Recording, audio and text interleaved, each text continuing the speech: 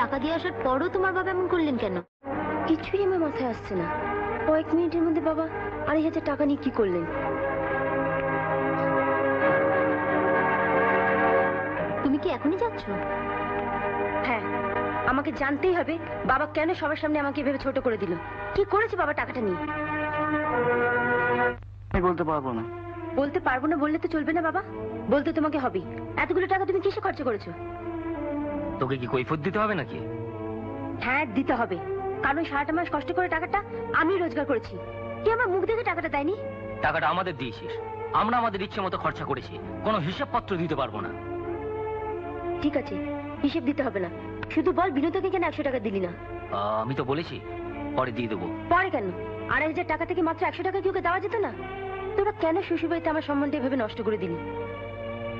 শ্বশুর বাড়ির লোকেরা তোকে কতটা সম্মান করে সেটা বিনোতার মুখ থেকে আমরা সব শুনেছি। এতদিন তো বিয়ে হয়েছে, মেজে ছেড়ে স্বামীর খাটে জায়গা পেয়েছিস?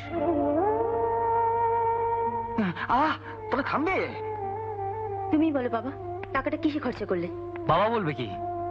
টাকাটা তো আমি খরচা করেছি। টাকাটা দিয়ে আমি মদ খেয়েছি, জুয়া খেলেছি। আর কিছু শুনতে চাস?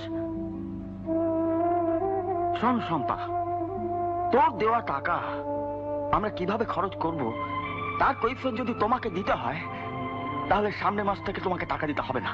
আচ্ছা বাবা, আমি কি মেয়ে হয়ে জানতে পারি না তোমরা টাকাটা? বললাম তো আমরা তোকে কিছুই জানাবো না। তাতে যদি তোর টাকা দেবার হয় দিবি, নইলে দিবি না, বাস। ঠিক আছে, আমার অন্যায় হয়ে গেছে, এবার থেকে আমি আমার কর্তব্য করে যাব। তোরা তোদের ইচ্ছে মতো চলি বাবা।